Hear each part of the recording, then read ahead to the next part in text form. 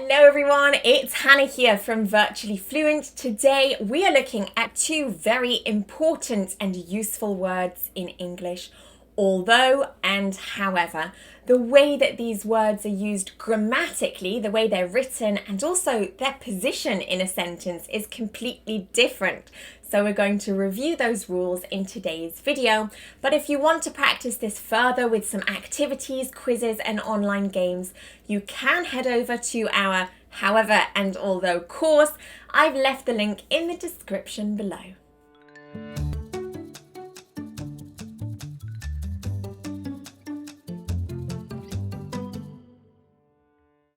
So, however and although are actually very similar in meaning. What they do is provide focus on one particular part of a sentence, normally a sub-clause.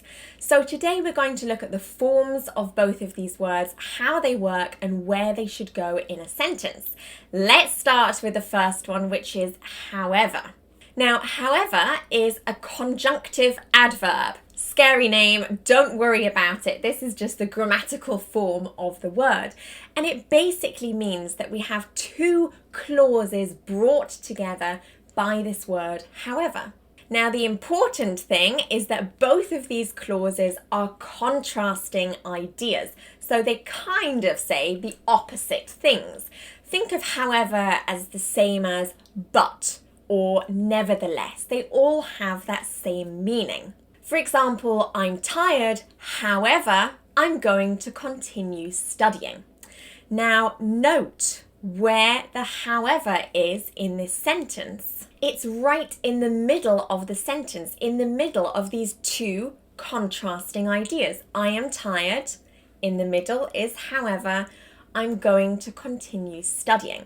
What you'll notice is the however is in a little comma sandwich. So we have two commas either side of the word however.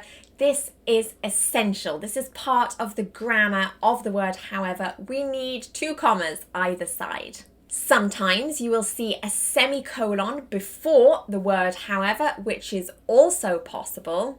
And actually, a lot of native speakers would start a sentence with however, so they'd have a full stop before this word.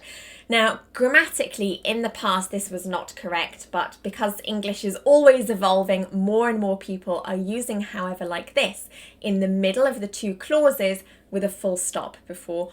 All three of these forms would be accepted in current English, so make sure that you use one of these three forms and nothing else.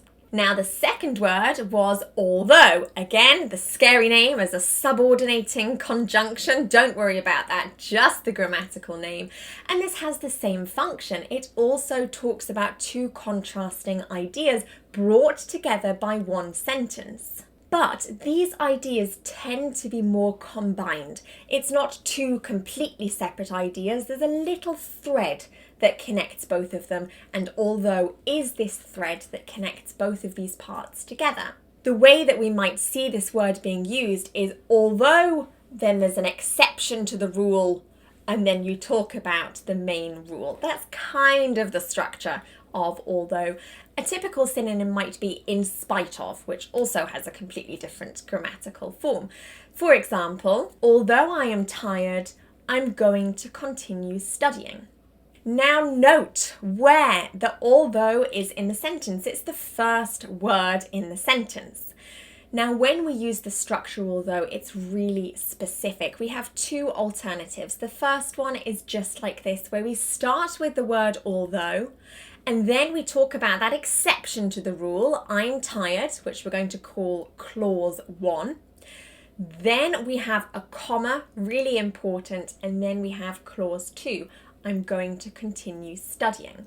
Although I am tired, comma, I'm going to continue studying. An alternative might be to put clause 2 at the beginning of the sentence. I'm going to continue studying, although I am tired. Here you'll notice there are no extra commas.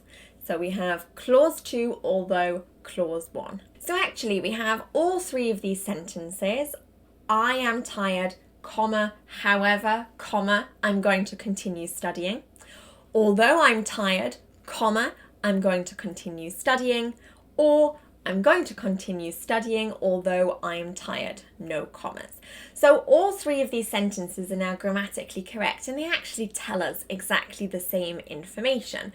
Remember, in although, it's slightly different because the focus is on the exception. Although I am tired, this is sort of an exception. But they all tell us exactly the same information. You can use whichever one you want, as long as you use them grammatically correctly with all those commas in the right place. If you want to practice this in some online quizzes and activities, you can head over to our Although However course.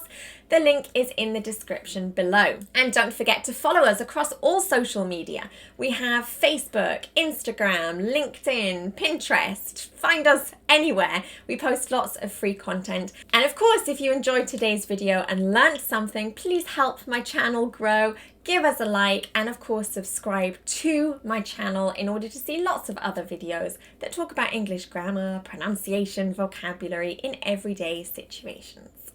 This is Hannah from Virtually Fluent, bringing English to life.